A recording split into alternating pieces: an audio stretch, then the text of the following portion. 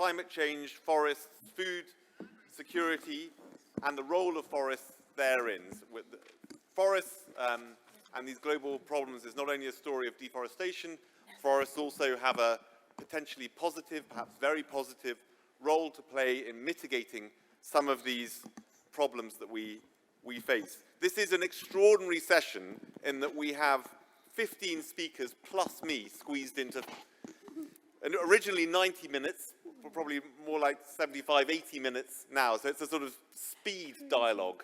And I will try to keep us to time. So all of our speakers and panelists, please make your key points succinctly and crisply, and we'll all be the better for it. And we'll see how much we can get through. There may be a few casualties of this time pressure. But with no more ado, let me please introduce to you someone who I'm sure you know, Maria Elena Semedo. She's the Deputy Director General of the FAO.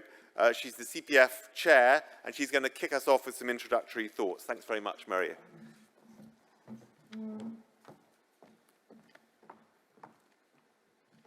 Thank you, and good afternoon to all, fellow heads of the CPF agencies, fellow panelists, ladies and gentlemen, distinguished delegates, dear participants, friends. It is my pleasure to welcome you at this event organized by the Collaborative Partnership on Forests. It is extremely important for us to be here together as the forest community to discuss and scale up actions to tackle today's global challenges. The frequency and intensity of the impacts of climate change, conflicts, and other humanitarian emergencies have increased over the last years at all levels in all parts of the world, hitting the most vulnerable the hardest. According to FAO, hunger is on the rise, affecting 800 million people globally in 2020, an increase of around 118 million compared to 2019. Our global population is growing. We must also think about the additional 2 billion people we'll have to feed by 2050. Today, we'll discuss how forests contribute to the solution pathways in responding to these global challenges. Earlier today, FAO launched a new flagship report, The State of the World's Forest 2022. It presents 3 mutually reinforcing pathways to achieve sustainable, healthy forests and society. And the first pathway is halting deforestation and maintaining forests. The second is restoring degraded lands and expanding agroforestry. And the third is sustainably using forests and building green value chains. No matter the crises we face, a pandemic, conflicts, climate change, biodiversity loss, and resulting economic recession and food insecurity, we must consider our forests and our natural resources as part of the solution and integrate them in recovery plans and strategies. It is time the world invests in forests through bold policies, increased finance, information, data, technologies, and good practices. We have no time to lose. According to the FAO's Global Forest Resource Assessment, we have losing forests at the rate of 10 million hectares each year through deforestation. We must all work harder to halt deforestation and unsustainable consumption and restore degraded land so that forest ecosystem can continue providing their multiple services on which each one of us depends. FAO, together with UNDP, UNEP, and other partners, supports more than 60 countries to implement strategies to reduce emissions from deforestation and forest degradation. FAO promotes sustainable consumption and production patterns at all levels. The UN Decade on Ecosystem Restoration, co-led by FAO and UNEP, is a unique opportunity to accelerate and transform innovative ideas into ambitious action on the ground. This requires policy coherence, effective and inclusive governance, and the use of appropriate policy tools that address the underlying causes of unsustainable practices and existing inequalities. To achieve this, we need to work together. The Collaborative Partnership on Forests, consisting of 15 international organizations working on forest issues, is well placed to support member countries to drive real change. I look forward to this panel discussion as we explore solutions offered by forests to tackle climate change, conflicts, and food insecurity. Thank you. Over to you.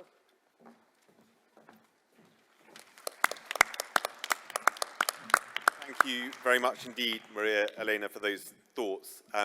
Let me introduce our panel to you, ladies and gentlemen, albeit that we're going to leap from the panel to a video, back to the panel, but let's know who we have on the stage first.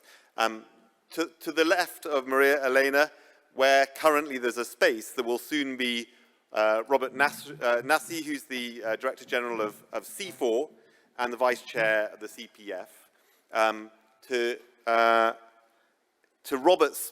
To the notional Robert's left is Sham Satkaro, the Executive Director of ITTO. Tony Simons, Executive Director of C4 ICRAF, is to Sham's left. And then John Perota, who's the President of the IUFRO, the International Union of Forest Research Organizations. To the left of John is Gertrude Kabusimbi Kenyangi, who's the Executive Director of Support for Women in Agriculture and Environment, Kenyan NGO. And to Gertrude's left is a representative of youth organizations in this sphere, Abdullah Al-Maroof, who is from Bangladesh, and of the International Association of Students in Agricultural and Related Scientists. Panel, we're really honored and pleased to have you with us. Thanks very much indeed. Again, all in the name of speed. I just want to rip down the panel before we have our first video. We know that we're focusing our thoughts around food security, conflict, and climate change. Could I just ask you all, starting with Maria Elena, to tell me which part of that you most want to speak to in your remarks? And it could be all three, and you probably won't get an opportunity to, but I'd love to hear where your enthusiasm lies. Me, I would like to talk about a world with less hunger, less poverty, more inclusiveness, and with green and healthier planet. Food security then, should we say? For sure, with less hunger is food security. Sham. Thank you, James. If Helena's talking on those, I'll go for the holistic approach, coherence, international collaboration, and wood security. Thank you very much indeed. Pleasure. Tony. I would go for interdependencies of forest with other sectors and systems, and the fact that governments cannot do it alone. Thank you very much indeed. John. Well, being a conflict avoider all my life, I think it's time for me to change my tune. I'll focus on conflicts. Okay, very good. Look forward to that. Gertrude. Yeah, I'd like to bring the perspectives of forest-dependent indigenous peoples and local communities into that discourse. Thank you, Gertrude. Abdullah. So on today's discussion, I would like to bring some youth perspective to bring back the nature as it looked like 50 years ago and preserve it not as a stories for my grandchildren. Okay, thank you all very much. I hope you're warmed up a little bit. We're now going to have some thoughts from Achim Steiner of UNDP, head honcho of UNDP, by video, please.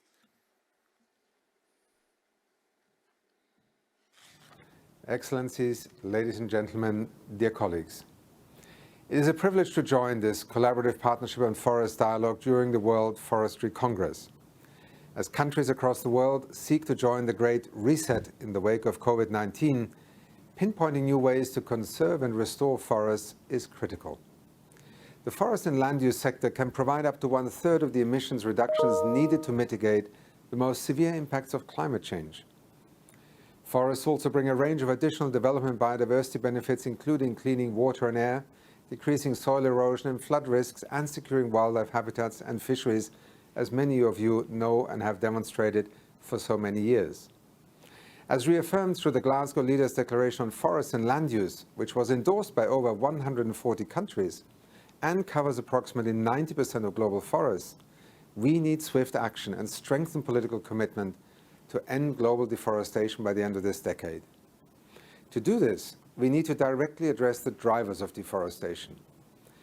At the United Nations Development Programme, we are actively contributing to key global programs and partnerships like the Collaborative Partnership on Forests, the Forest Declaration Platform, and the UN REDD Programme. Alongside our partners, we are helping countries to find new solutions and scale up efforts related to the conservation, restoration, and sustainable use of forests.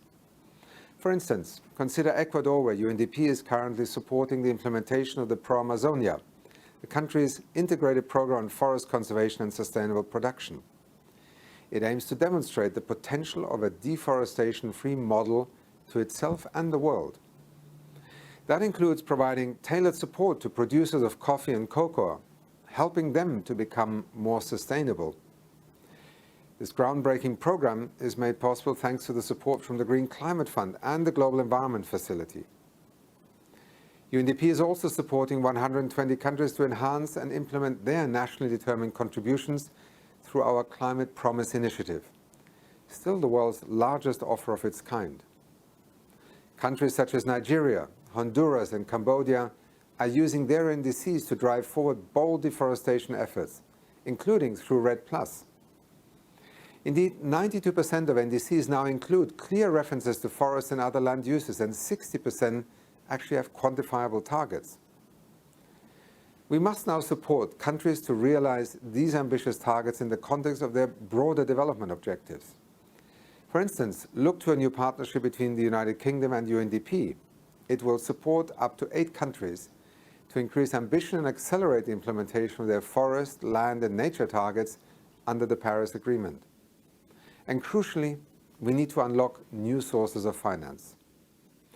As part of our strategic plan, UNDP aims to contribute to mobilizing over $1 trillion of investment in the Sustainable Development Goals, including towards the protection and restoration of forests over the next 4 years. Excellencies, ladies and gentlemen, at this global inflection point, initiatives like the Collaborative Partnership on Forests are essential to translate global ambition into game-changing grassroots action led by local communities. As ever, UNDP and the UN family are committed to working with our many partners to co-invest in the future of our forests. Doing so will improve the health and well-being of people and planet. And perhaps most importantly, it will unleash a literal force of nature in our efforts to tackle climate change. Finally, let me wish you a most productive session. Thank you.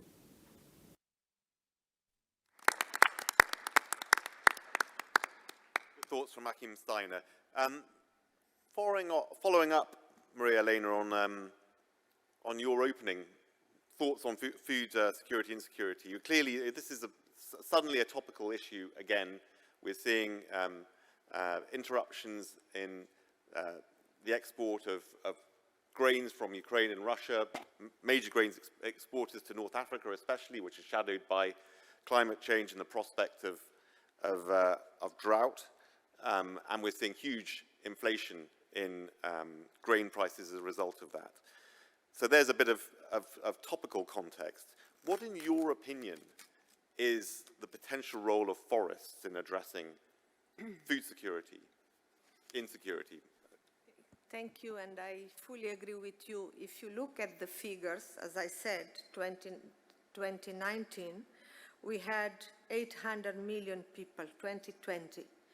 These 800 million might have increased by 150 million due to COVID-19. And when we think about 2022, with the conflict in Ukraine, with the price of energy and the price of fertilizer, it will be higher. And with consequences. It's a consequences because if we have food insecurity, for sure it linked to poverty. And we know also that one of the drivers of deforestation is poverty. Forests contribute to the livelihoods of people, contribute to jobs increase. And if we have more people food insecure, we'll go to increase deforestation. Then that forests can be a solution to improve food security and increase green jobs. And we have also the service provided by forests. What Akim just mentioned, forests provide water for people. If we also have less deforestation, maybe if you have more sustainable agriculture, we'll have less deforestation and vice versa. This is also another contribution that forestry can bring. We have also how we can enhance forest contribution to food security. One, we have talked today about the whole of indigenous people. Indigenous people can, if they have the right to land, to territories, they can contribute to food security. We can increase food security in cities, how we can greener the cities, how we can produce how can I say, in the vertical way, produce food in cities and contribute to food security and maybe reduce deforestation.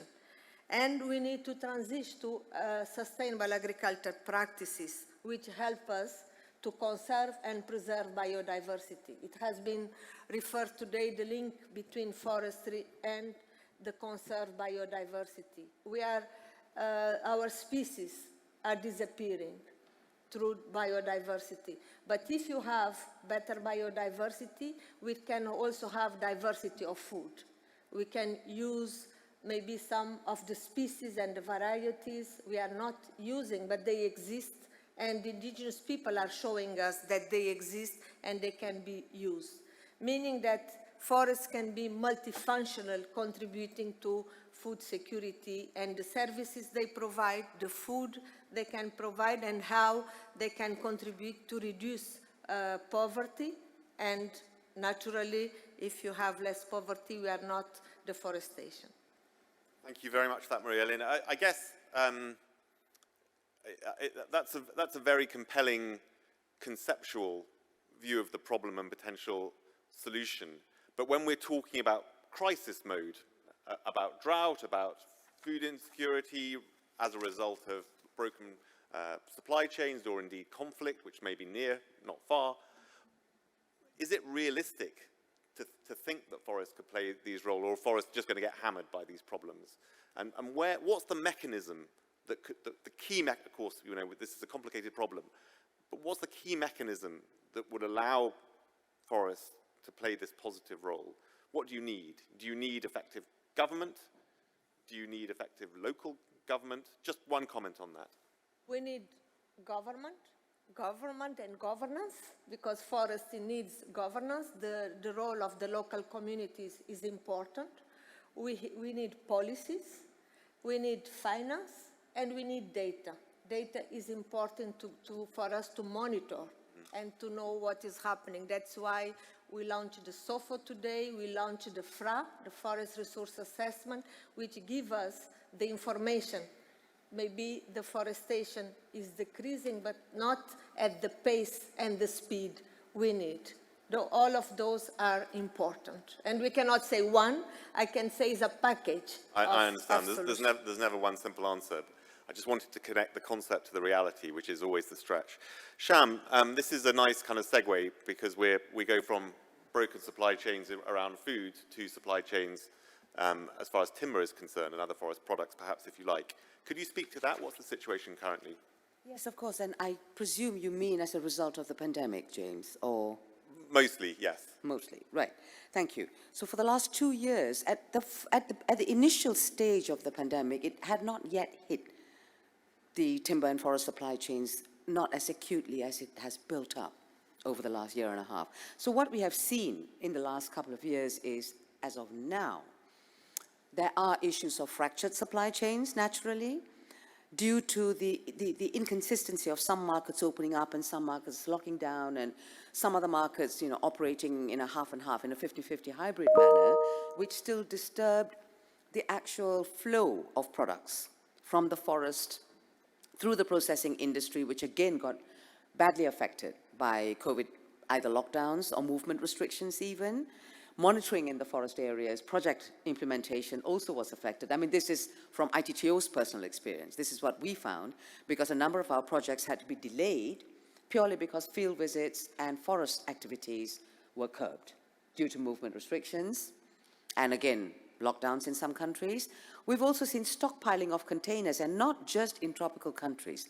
This has also occurred in the consuming markets, particularly in the larger ports around Europe, UK, China, and even the United States. Again, no employees, no truck drivers, no forklift drivers. So ships are piling up, containers are piling up on the wharf, ships are being held out at sea, and as we speak, Shanghai is currently facing this situation. And only today, ITTO's latest market information report, which is available on the website, warns that China is on the verge of facing a crisis, meaning a distribution crisis. So all the ships that usually use Shanghai are looking for alternative ports now, and there's one that's about a 3-hour sea journey away. This also happened in Europe, where a lot of products were then diverted to smaller ports. Again, smaller ports can only manage so much. That's one thing. Next thing is the employment and the unemployment due to the lack of demand during that period. Which brings me to the topic of sustainable production and consumption. Due to the lack of demand for products, again, factories were downsizing. People were working part-time, they reduced their production levels. So all these were the ugly sides, ugly parts of the pandemic. And what we see now is, at least from ITTO's perspective, having looked at the market information and the experience that our tropical member countries and consuming members have been reporting to us, for as long as we have crises like uglier or stronger variants coming around, either humans need to learn how to live with that, or we will keep repeating this cycle. And that, of course, will then disturb movement towards achieving Sustainable Development Goals. Now, ITTO is also one of the 15 members of the Collaborative Partnership on Forests, and it was so encouraging to hear Achim Steiner also say that in order to move forward, also propelled by Helena earlier, we need sustainable financing, and also the data to back that up, to find out actually what is going on the ground. Now, Helena talked about food security, and I talked in an earlier session about having complementary cross-sectoral policies. In other words, agriculture, forestry, mining, infrastructure, these are the main ones that challenge land use. None of these 4 sectors should be enemies. They should complement each other. So if we're talking about smart agriculture, we also need to talk about smart forestry. So in other words, please don't forget the critical importance of natural and production forests. Sustainable forest management lies at the key of that. If the forest provides a value, in other words, if it generates an income that the local communities and that particular country that relies on it as a source of revenue can continue, at least part relying on it, then the forests can be reasonably safe. There will not be that threat to convert it to a far more economically viable land use, which is what we have seen occurring over the last, I don't know how many years, perhaps 50, 60 years, and it continues to occur, particularly in many producing countries. And why is that? Why is that? It's a no-brainer. Answer is very simple. The land use is far more economically viable if they convert it to either farming or agriculture or whatever else. If the forest doesn't generate a value, then we have to be prepared to lose it. And coming from the International Tropical Timber Organization, our members cover 80% of tropical forests globally in all the 3 different regions. And they cover 90% of the trade the trade in forest and non-forest products from legally and sustainably managed forests, which is why I would like to assert that the sustainable production and consumption is incredibly important. International collaboration amongst the CPF partners is also very important. We need to share and manage this knowledge in order to raise awareness at the same pace so that everyone is on the same page. It was said this morning, I mean, it's quite interesting when developed economies like Korea and Japan, they've planted so much, so they have reforested through the landscape approach following World War II.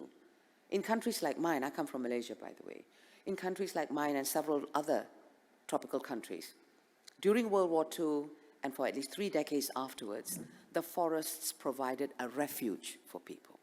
They provide shelter and refuge for people to hide in running away from war and conflict. You see how there are two different aspects to it. So no That's great. one size fits all. Thank you. Thank you very much indeed, Sham. As I said, this is a rather bitty format. We're going to go between actual to virtual here and there. And with that, can I please ask for the video from Patricia Espinosa. Patricia Espinosa is the Executive Secretary of the UNFCCC and has some framing remarks for us.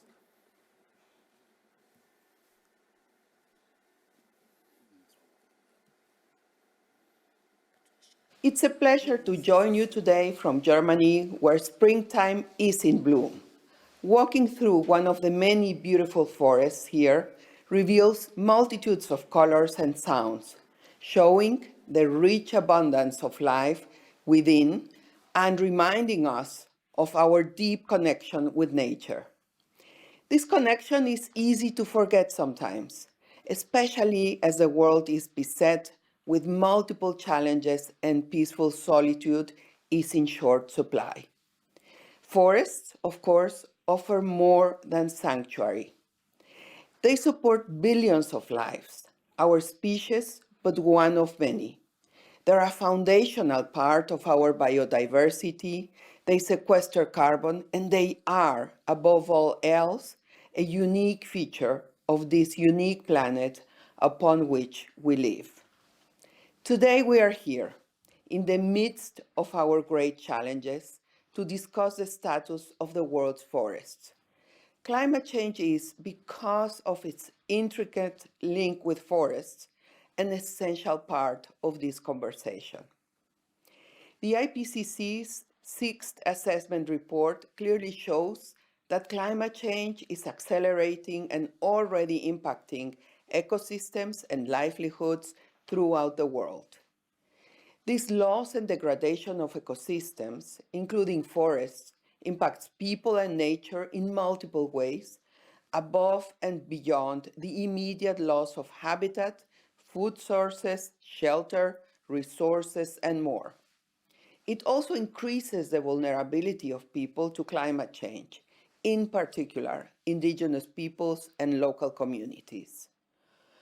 On a wider scale, the many challenges associated with ongoing climate change are already seriously impacting food availability and food security in many regions.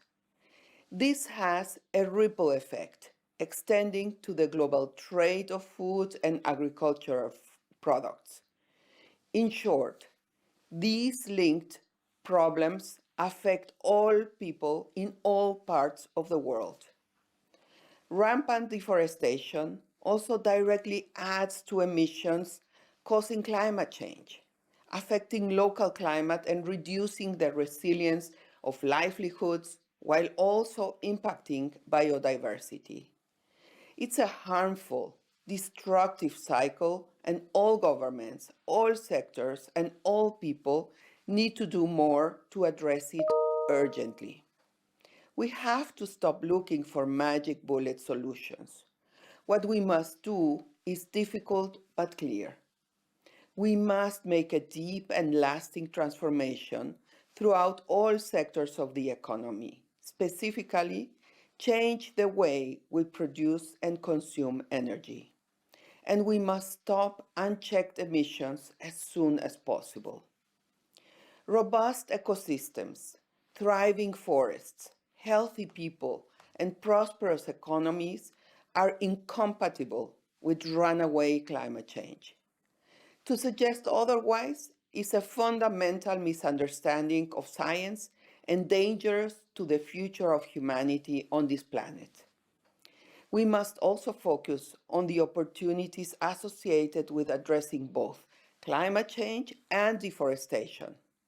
For example, if we address deforestation hand in hand while building more sustainable and resilient agricultural systems, we can reduce deforestation while safeguarding food and nutrition security. But let's look beyond that to the bigger picture. This transformational moment in time is our greatest opportunity to meet our Paris Agreement goal of limiting global temperature rise to 1.5 degrees by the end of the century and work towards the cleaner, greener, safer, healthier, and more peaceful world that we all want. That option will quickly vanish if we follow our current trajectory. The good news is that work is already underway to achieve it. We saw this in Glasgow at COP26, where 141 countries endorsed the Glasgow Leaders' Declaration on Forests and Land Use. And we see it in the 54 countries that have taken clear steps to implement REDD+. Of course, nations must do more in numerous areas, but finance is particularly important. Namely, sustained support and international cooperation to implement the REDD+ framework is urgently needed. Why? Because implementing REDD+ is essential in keeping the 1.5 degrees goal possible. I want to thank the Collaborative Partnerships on Forests and the FAO for its excellent work in strengthening cooperation with respect to turning the tide on deforestation. You have been instrumental with respect to driving political momentum and facilitating REDD+ implementation. I want to assure you that UN Climate Change remains committed to continuing and intensifying this work. Ladies and gentlemen, while we still have so far to go to address the destructive cycle of deforestation and climate change and all its associated challenges, we must continue to urge nations to take the necessary steps and boost action in these areas. I wish all of you an excellent and productive Congress, and as we together continue to strengthen our forests, boost climate change action, and build a more sustainable and resilient planet for this and future generations. Thank you very much.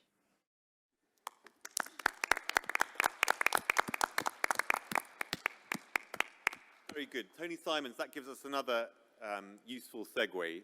Climate change, but also food insecurity and conflict lead to the displacement of populations. We're already seeing that, and we will see more of it. We have these scary predictions of how many climate refugees there may be by 2030, by 2050. Already, we see in 2020, we saw that there were more than 80 million refugees and IDPs. I wonder if you could put forests in this context for us, if you like, both the negative fallout and the positive role that forests could play in helping to accommodate this flow of people.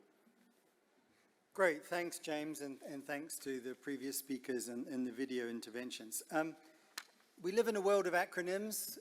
What is CPF, and what is this group called CPF? Well, forestry itself is not an internally, but an internationally displaced topic. In 1992, forestry, along with biodiversity, climate change, and desertification, was going to get its own framework convention. A UN framework convention for forestry, fantastic. But we tripped ourselves up, we missed out. And we walked around in the wilderness for a while until 2000, FAO as the champion, essentially as the foster agency for this orphan called forests, set up the Collaborative Partnership on Forestry. And the Collaborative Partnership on Forestry, which is born out of the Intergovernmental Panel on Forest Advisory Group, is the one that is like the foster parents to that foster agency of FAO. And it's really significant. And it comes back to the inability of countries to negotiate on something that is so important. And that is because some countries have 0% forest cover, and others have 97% forest cover. So it's pretty hard to find agreement on those. And how much of all of the benefits that we get from forests are national public goods or even local public goods, national public goods, or global public goods? And of course, Gabon doesn't need all of that forest cover that it has. It could quite happily deal with half of it. It would still be 50% more than average forest cover. So if they can't afford to deal with it, the world has to deal with it. Tony, I'm sorry, could you just have a go at the question? We're really, Well, I'm really coming pressed. I'm coming to the question. So 80 million internally displaced people, and we're anticipating climate refugees to be huge. But actually, there's no legal definition for a refugee to do with climate. A refugee is somebody who's persecuted to race, religion, or beliefs. And so we've got to change laws. Governments won't be doing it alone, as they didn't do with forestry. And the problems that we face are often in that rural space. 80 million internally displaced, we've got 2.2 billion people that are going to move from the rural areas to cities by 2050. 2.2 billion. What are we going to be doing with that big number? And it's about geographical displacement. And our forests have been geographically displaced in one direction and people in another. And so coming together, we've got to make sure that it is agencies like the Collaborative Partnership on Forestry. It is looking at why those people are there. Is it due to internal conflict? Is it voluntary? I mean, the number of migrants that have come to Europe over the last 10 years is only 8 million. By 2050, they anticipate that it will be 130 million. The US worry about the 10 million undocumented or unauthorized migrants that they have in their country. It's nothing when we start this huge climate-induced movements and difficulties because we've mismanaged our forest reserve.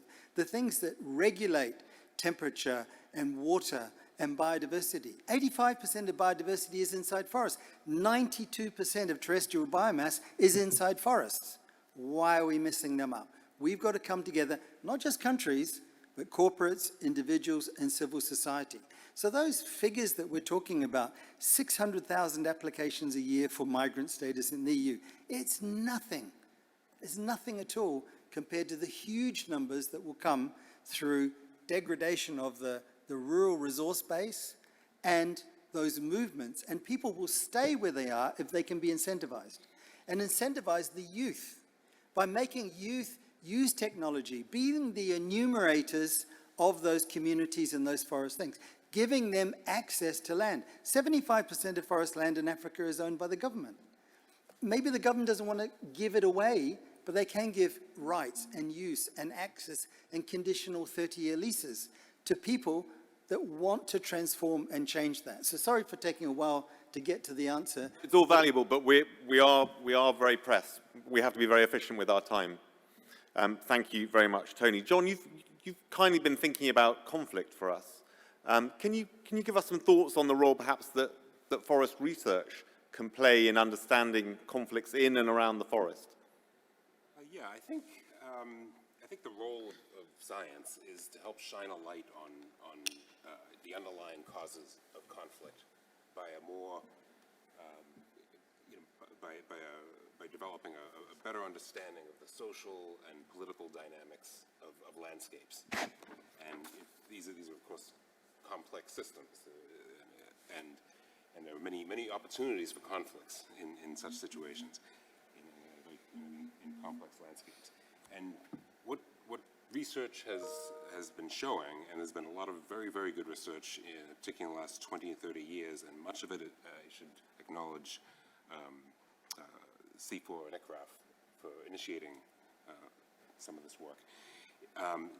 some of the major conflicts that, forest-related conflicts, are due primarily to unclear or contested land tenure. This is a major factor.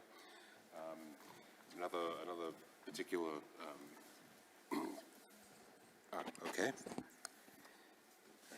another kind of ubiquitous issue in all landscapes, but certainly applies in forested landscapes, power imbalances among community members within a defined area, and also between communities and outside interests, be they agro-businesses or mining, or mining interests, or those associated with illegal logging, who have a lot more power and can easily overcome resistance within communities. And then there's problems such as overlapping jurisdictions over what's above ground and what's below ground. And you see this in a number of areas where communities may have rights to the forests, but the mining ministry may have a say over what happens below ground. This is a recipe for conflict. But overriding or permeating all of these possibilities for conflict is corruption. And corruption is the elephant in the room in the polite discussions that we have in international fora. Many countries have wonderful policies, have signed fantastic international agreements. They have great plans on paper. They have associated regulatory frameworks and robust laws. But corruption, of course, just wipes all of that away, and in many cases just will feed local conflicts over forests. So I'm not sure where to end here, but I think these are some of the factors that have been born out of... Just end again with a bit of topicality for us. We're looking at a scenario in which climate change is playing into conflict, small and large, and both are having an impact on food insecurity. Are we seeing forest conflicts inside and at the periphery of forests increasing already as a result of these things? And what's the projection? I don't have any data or any experience to try to answer that, but one would expect that forests, since they're often seen as empty spaces, that they're going to be targeted for exploitation in such situations more than they are today. Thank you very much indeed. Gertrude, I wonder if you could kindly give us a bit of a sort of closer to the ground perspective on how some of these problems, and perhaps specifically food insecurity, are already impacting forest-dependent communities, and actually how those communities are responding to food insecurity. Thank you very much, Mr. Moderator. I'm from the background of indigenous peoples and local communities that depend on forests, and it's their perspectives that I'm going to bring to this discussion. Well, forests and indigenous peoples and local communities that depend on them had what you describe as a loving relationship. They were nurtured by indigenous peoples, and in turn, they would provide food, fiber, building materials to indigenous peoples. Until when governments started owning the forests, that's when the indigenous peoples were evicted from the forests without alternatives. And that was increased over the first UN Sustainable Development Conference in Rio, when indigenous peoples like the Batwa were evicted from the forests. And is it a coincidence that when indigenous peoples were evicted from the forests, the rate of deforestation and forest degradation was accelerated? That's a question I wish to put to the audience. Because when the indigenous peoples were custodians of the forests remained largely intact, with them being sustainably harvested. Now, when governments took over, they threw open forests to corporations, which were increased unsustainable levels of consumption and production, and degraded the environment. As such, the indigenous peoples were exposed to hunger, or exposed to lack. And that's why we demand that we be allowed back into the discussions as equal partners. We have been referred to as stakeholders. No, we are not stakeholders. We are rights holders to the forests. That before we were evicted, we were not even consulted. The forests belonged to us under customary ownership of land. So for that reason, we are demanding that our forests be returned to us, maybe not in the same way that we used to own them, but we want to be part and parcel of the governance of the forests. We don't want to be consulted in a tick-the-box method, but we want our input into the discussions to be used for decision-making. Yeah, thank you very much. Thank you very much indeed, Gertrude. Abdullah, you're from a country, Bangladesh, that has seen far more than its fair share of all of the problems that we've been discussing, climate-related, conflict-related, migration, forced migration in particular. I wonder if you could tell us something about the effect of that upon Bangladesh's forests and whether youth activism, which you also represent, can play a positive role here. Thank you. I would like to bring some facts and youth contribution in it. So, as you said about conflict, among 20 vulnerable countries to climate change, 14 of them are involved in conflict. So, I think armed conflict or forced migration are not directly contributing to climate change, but I think it have an indirect influence on the factors like social, environmental, and economic impact. So I have worked with rural communities and also the refugees, vulnerable communities where people have been suffering from the impact of global climate change and which impacted their livelihood, agricultural productivity, ecosystem, and most importantly, the wildlife living on the forest, depending on the forest. So I would like to share, like, while we're talking about conflicts, we're talking about food security in this room, but in some corner, not only in Bangladesh, in some corner of the world, people don't care about climate change, people don't care about food safety, food security, and that's not they don't know about it, they don't know anything about it, so they don't even, they will be able to get their next meal or not. So, they don't have their voice to talk, like about refugees. So they have no places to talking about their problems, their solutions. And if I say about young people's contribution, in here, young people, we are the advocates. So we are able to speak on behalf of those communities, those are left behind, about refugees, about those who are lagging behind. And we will mobilize, we have the power to mobilize them and bring resilience to for our future, and also bring social change. So young people also are innovative and coming up with great solutions for those changes, bring up changes, social changes, and it's also include climate change. And it's very sad for me to say that none of the speakers have mentioned, like, as a solution, youth collaboration to bring solution for a resilient future. But I would like to mention an important role of youth, that we are troublemakers. So if we are not on the same side as you are, you won't be expecting us to be on the other side, because we are not afraid to bring attention to those neglected areas of our societies, and we are not afraid to hold the world leaders to accountable for their actions and for their promises. And young people should be treated as equal partners and stakeholders and also implementers of change. Thank you. Thank you, Abdullah.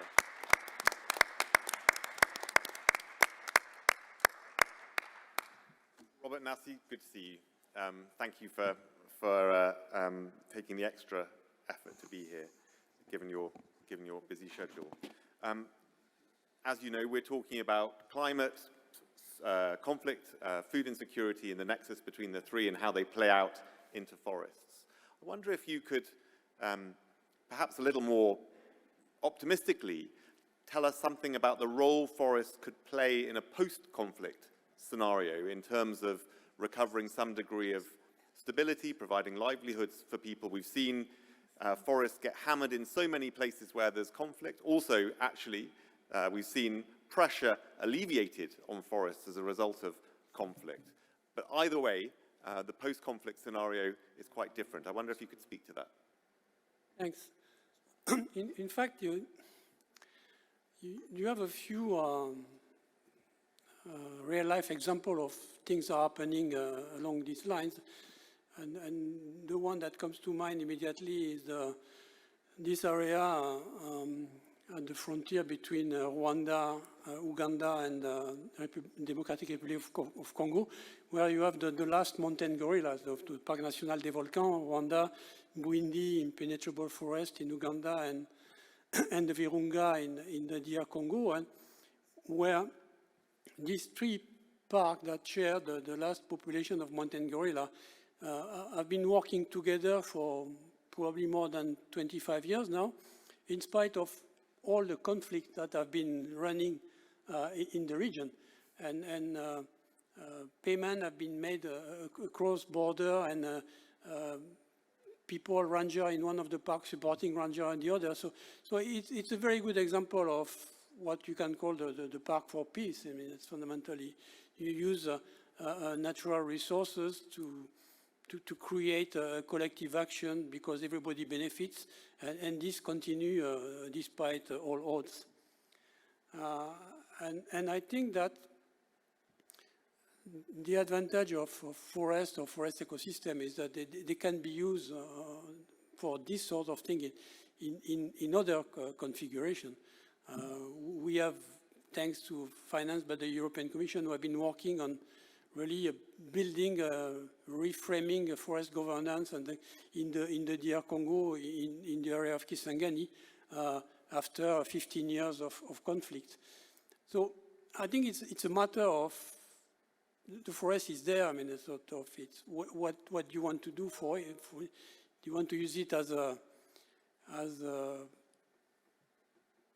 support or as a circle for peace, or you want to use it as a place where you hide rebels and things like that?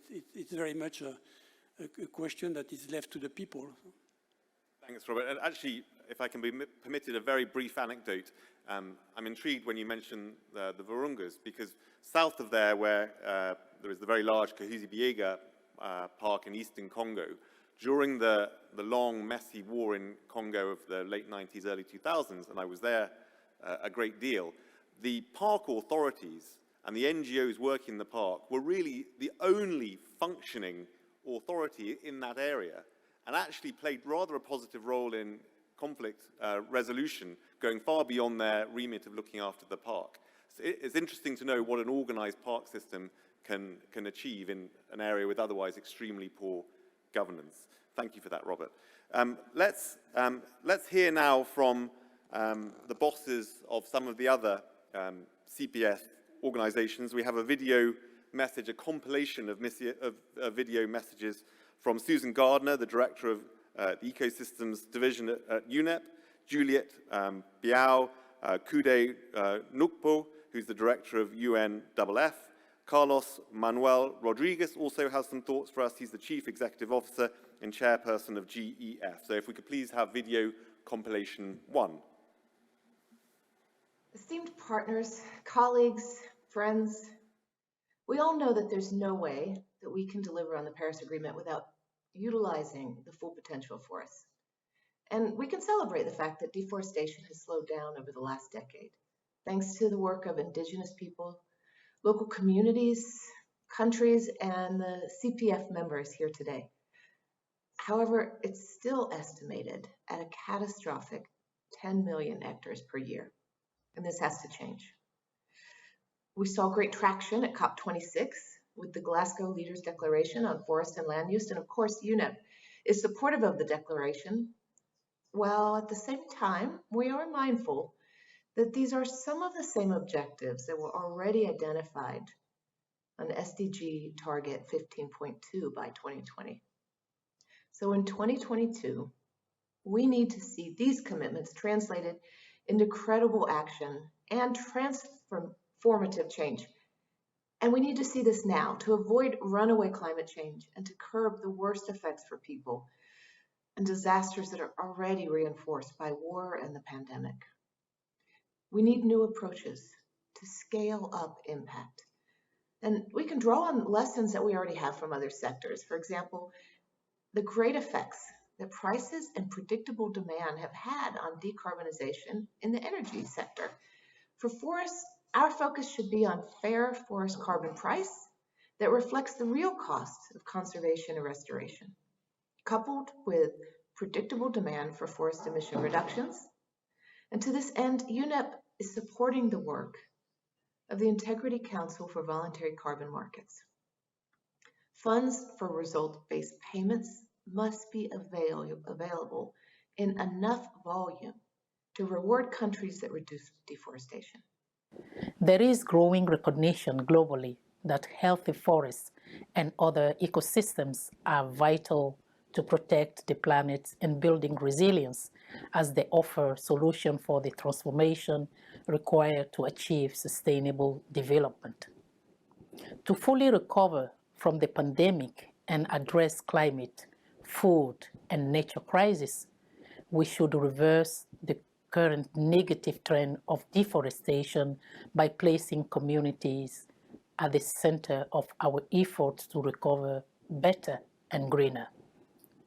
For this to happen, it is essential for governments, the United Nations system, major groups, and other partners to take decisive action to integrate forest-based solutions into their immediate and long-term responses and use this opportunity to accelerate action to realize our vision enshrined in the 2030 Agenda and the UN Strategic Plan for Forests. Addressing the greatest crisis before us also offers an opportunity to scale up and invest in forests, thereby assisting us in accelerating progress and transformation toward our shared global goals and commitment. I look forward to seeing many of you during UNFF 17th and discuss how we can join forces and maximize synergies in taking joint actions to address global challenges. For many decades, nature destructions and forest loss has been one of the main causes of biodiversity loss and has contributed significantly to climate change, land degradation, food insecurity, and poverty, affecting in particular the most vulnerable people living in or depending on forests and natural ecosystems. By considering the real and comprehensive value of forests and by promoting and implementing adequate policy reforms, we can redesign markets and deal with institutional failures that had led to deforestation and forest degradation. The approach needs to be integrated and inclusive to achieve the required transformation of economic systems. The Global Environment Facility has supported sustainable forest management since its inception more than 30 years ago, providing grants to implement projects on the ground in all the developing countries. During the last 4 years, the GEF invested nearly $1.2 billion in forest-related projects. Building on this long experience and thanks to a record pledge of over $5 billion for the next funding cycle, the GEF will increase its support to forests notably through different integrated programs focused on the Amazon, Congo, and critical forest biomes, food systems, ecosystem restoration, and net zero nature positive accelerator. Great, thank you for all of those submissions. Maria Elena, let's stay with post-conflict scenarios, or if you like, just a scenario where governance is extremely weak, typically associated with a post-conflict scenario. Do we know much about how you prioritize restoration of degraded ecosystem in that environment where you have very, very poor governance, potentially as a result of conflict? Are there any sort of positive points that you can make, or is this a sort of a cry of despair? Oh, when we have normally conflicts, as you rightly said, we don't have strong governments, and usually the UN, we are there to support the countries, or not to substitute, but to support, because we cannot substitute. And I believe the actions in terms of restoration can bring people back. I don't see that displacement can contribute to restoration, but we should restore to avoid people to leave and to have a more peaceful environment and society. This, as we said in a previous panel, if you have restoration, we can create green jobs, we can create a healthy environment, we can restore soils, and we can multiply the benefits. Invest in $1, we can create $30 of benefit, meaning that if you restore, we can create wealth for people, maybe we can create peaceful societies and avoid displacement and have a peaceful society, and maybe support the governments to become stronger and to have a better governance. Thank you very much for that. Sham, sort of similar question for you, actually. In a post-conflict scenario for a forest country, the timber industry is maybe one of the first things that they can get going again. Is it possible to do that kind of economic development in really the absence of any kind of reassuringly strong governance? Can the industry be developed perhaps remotely in anything like a sustainable way, sufficiently to give us some assurance? It's a very difficult question to answer, James. An incredible. We have you here, Sham. Well, thank you so much. You put me on the spot. Why not? No, I'm kidding. No, seriously. Generally, with the timber and forest sectors, they're quite organized in most countries. They have a framework within themselves, and some may call it, not so governed or whatever you wish, but in many countries they are. They are. What used to be the case, say, 30, 40 years ago has changed substantially in several developing countries around the world. So it's not a common factor that there is weak governance in every single tropical country on earth. That's wrong. It's a wrong perception. It's a negative perception. That's not the perception. We're looking at conflict here and post-conflict. Sure. So I'm not thinking of Indonesia. I'm not thinking of Malaysia. Sure. Oh, well, Malaysia is one, but then, as I did you, I speak for 35 of them, to be quite honest, right?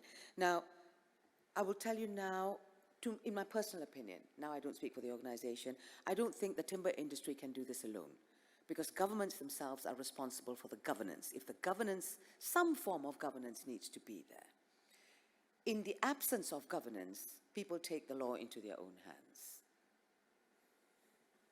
So I don't think I need to say any more, right? And now with the forest industry, the timber and forest industry, sure, there are different ways of doing things, but I honestly do not think that they can do this alone. They need that support, and then they need to involve the people around them. Again, the forest sector or the timber industry sector in many tropical countries are quite different. They're not the same. So it can be that it's a community run, like, for example, the park that you were talking about. Many countries have national parks. They're very well governed and very well protected. But then you also have production forests that have no borders sometimes. So we need to move beyond the conflict and start figuring out how the people of that country can actually manage off their resources in a more sustainable manner. And there are many ways of doing that, of course. Several different ways of doing that. But financing is critical. I think I might have said enough. Great, thank you very much indeed. Tony, kind of similar question for you.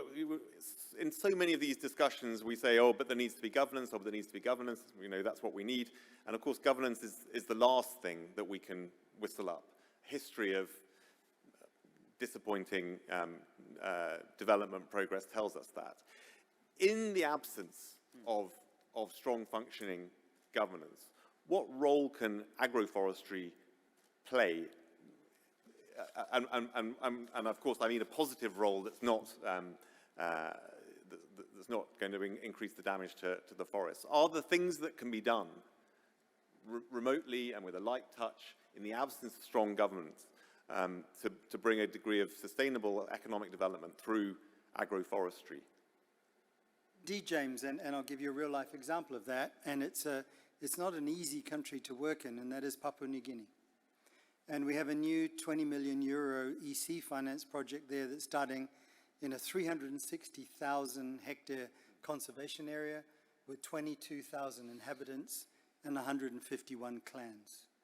And here we're combining core forest and forest protection with mixed-use forest, home gardens and with agroforestry, and revitalized commercial crops, vanilla, cocoa, coffee, some ornamentals, some botanic oils that are unique, even some new varieties of indigenous ginger and turmeric for the food market. And working with this very diverse group towards kind of enlightened self-interest, of laying out what the prospect is of stewarding your own resources, being in charge of the information and the data, and having the village dashboard and the community dashboard to see that they're the ones that are policing it. Nobody else is policing it. They're policing it on their behalf because they know that if they don't comply or aren't able to provide an assurance, they won't get the benefits that attribute to connecting their conservation efforts with high-value market chains.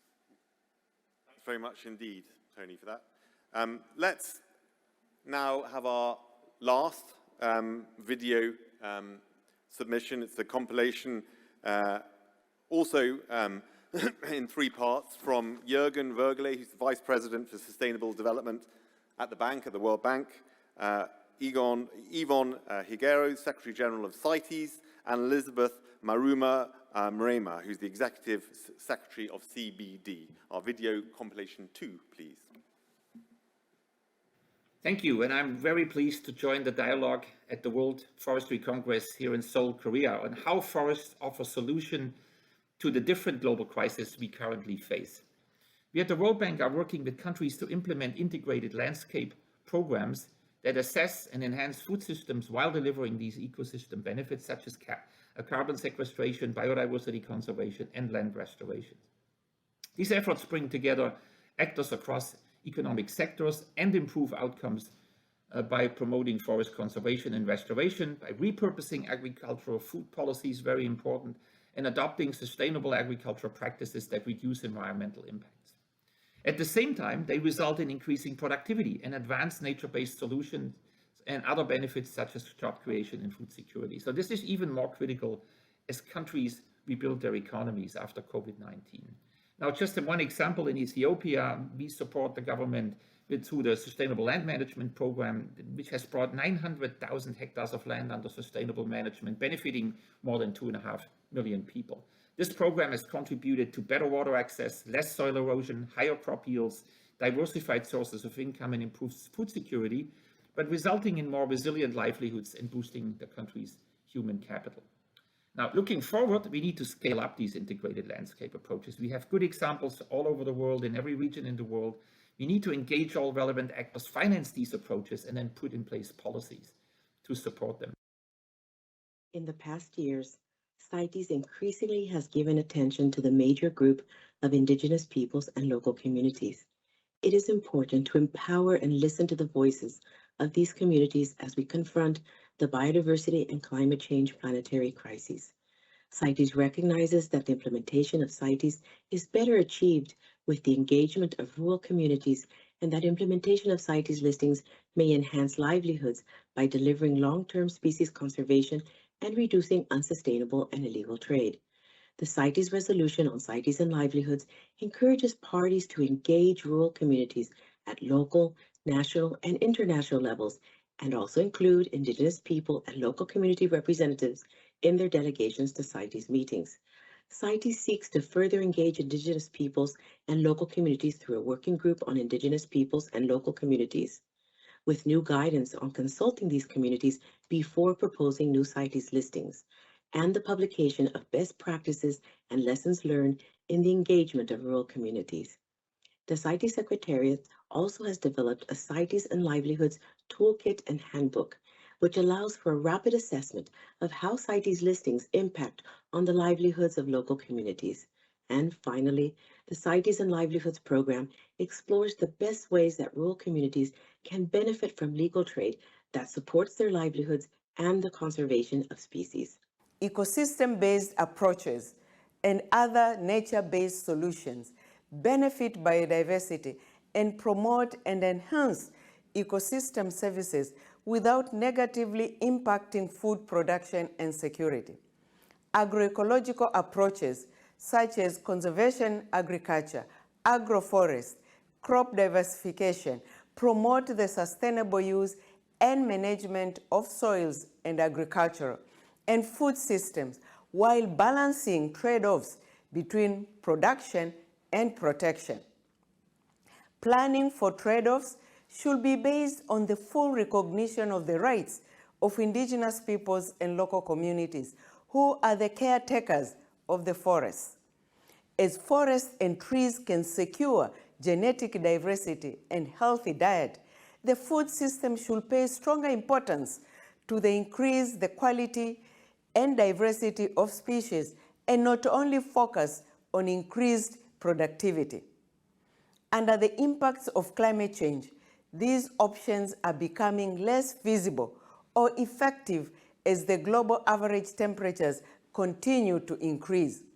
Investing simultaneously in ecosystems restoration, the rehabilitation of degraded agriculture, pastorands, and the ways to sustainably enhance agricultural productivity can contribute to combating climate change and biodiversity loss and enhance food security at the same time. Thank you to those speakers too. So we've got about a little bit less than 10 minutes left. This has been a complicated panel because we've been leaping from our panelists to our video submissions, and also because actually of the nature of the conversation. We're trying to reconcile these related but quite different threats to the forest from climate, food insecurity, and conflict. So can I just ask you, please, to try to crystallize things for us a little bit as we come to a conclusion. I'd just like to go down the table, starting with Robert. And I'd like you to all name quite crisply, in a minute, 2 minutes if you must, something that you worry about most when you think of this rising portfolio of risks. Climate risks related, conflict risks related, food insecurity. These three risks to the forest, and then also something that gives you a little bit of hope. What's something that you worry about most or particularly, and something that gives you a little bit of hope? I would say my main worry now will be crossing the tipping point in terms of the Amazon. Because if we do that, and if, as forecast, the Amazon becomes a savanna within the next 20 years, that will trigger another cascade of tipping points, and then we are in deep problem. And my optimism is the fact that there are also some social tipping points that could be triggered, and that could help avoid that we trigger the planetary tipping point. And it's a matter of collective action. Thank you very much, Robert. Maria Elena, same questions. What I maybe say that it's difficult to separate the crisis. And to me, what worries me is the amplitude of the crisis and the new ones coming, and our incapacity to prevent. The pandemic we couldn't prevent, maybe the Ukraine, the conflict, I don't know, we couldn't prevent the extension. Now, what is positive is, I think forests could be part of the solution in terms of the crisis, in terms of food security. And what gives me hope is the coordination and the cooperation. We could see in this panel that we are all aligned and all the world is trying to work together, because we could see that we don't have individual solution. The solution has to be a common solution, everybody should be part, and to include youth, women, and indigenous people. They have to be also part of the solution. Thank you very much for that. Sham. Thank you, James. For me, I feel as if the thing that worries me the most is that tropical forestry is still being taken for granted in one way, and it's not being focused enough upon sufficiently. This is why you still see the dramatic rates of deforestation happening in tropical countries. In some, maybe not, and as Robert is saying, the Amazon is the biggest fear. The second thing that I worry about is that the climate and forest naturally sit together.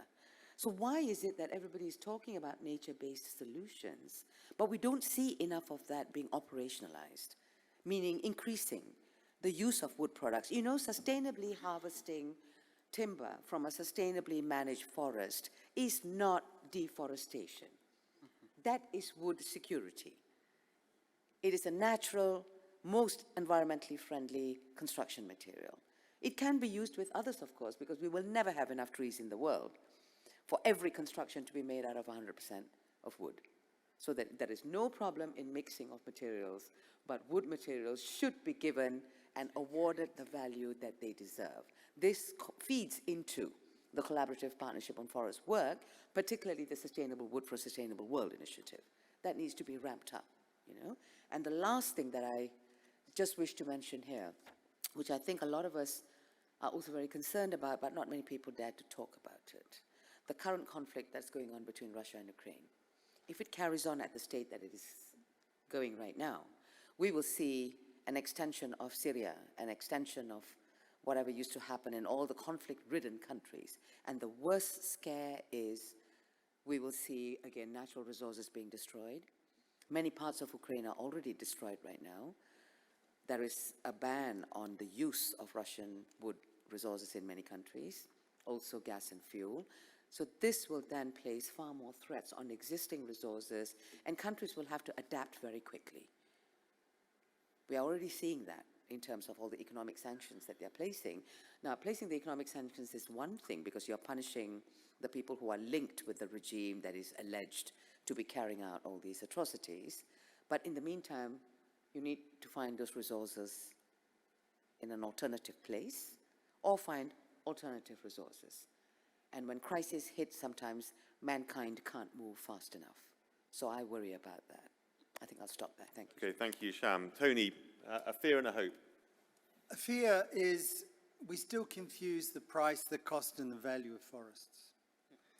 And at the low end, treating them just as carbon. But the Boston Consulting Group came out with a great report on an estimate of $150 trillion. Now, whether that is accurate or not, it shines a light on the fact that that's twice the size of the world stock markets. Well, soon going to be 3 times the size of the world stock markets. And yet we just kind of ignored it. It just fades and the attention is not there. What gives me hope is not forest particularly, but environmental crime. At the moment, there's only 4 real environmental crimes, and those are illegal logging, illegal mining, illicit wildlife trade, and waste dumping. But with the Task Force on Climate-Related Disclosures, the Task Force on Nature-Related Disclosures, the Green Finance Institute starting up in London, we are going to see deforestation, loss of biodiversity, degrading land, unabated emissions as an environmental crime, and legislation to punish and sanction and direct change around that. And that gives me real hope that we will not use these as an instrument of exploitation, but use them as a greater instrument to drive prosperity for communities and also wealth for the enterprises associated with forests. Thank you very much for that. John? Ooh, tough question. Well, there's plenty to be fearful about, and we've heard... No shortage. In fact, I think it's added actually to my own fears. If I could add one, I think what worries me the most is the inability of governments to break down silos and coordinate policies across sectors.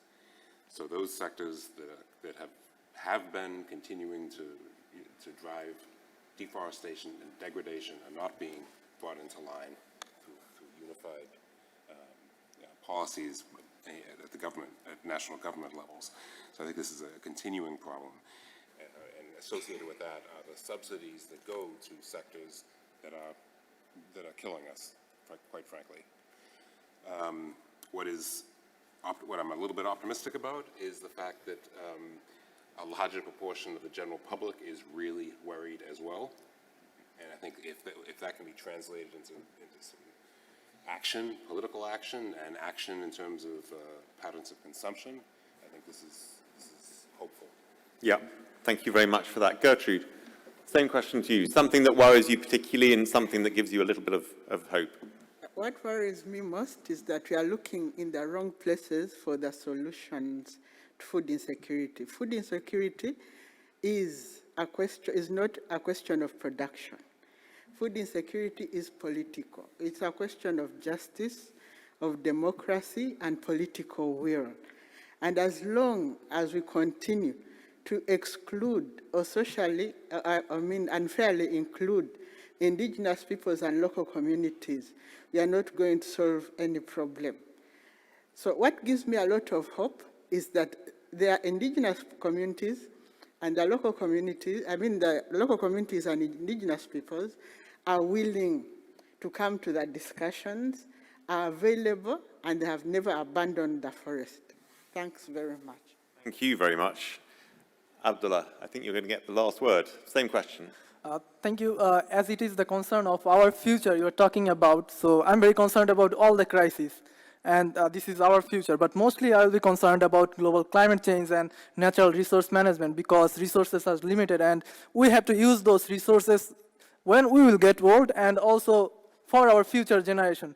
We have to keep it. But a little hope that the youth are not sitting idle. We are taking our own initiatives and we are doing something more. And as a leader of one of the largest youth association, we are also taking some initiative as a village concept projects that is a largest scale development projects with a measurable impacts on SDGs. We are taking initiatives for no food waste, women in agriculture, and also a joint collaborative initiative with FAO, that Youth for Climate Resilience in Agriculture. And also you'd be happy to see that like in Dominican Republic of Congo, we are also doing a project named Food for Forestry. So this is an initiative that is like efficient use of natural resources and also economically beneficial initiative. So we youth have a lot of projects to work with. So lastly, I would like to ask you to come forward and support youth-led initiatives. And as a leader of youth association, we have I'm urging you to invest on young people, and we have a lot of projects to work with. Thank you.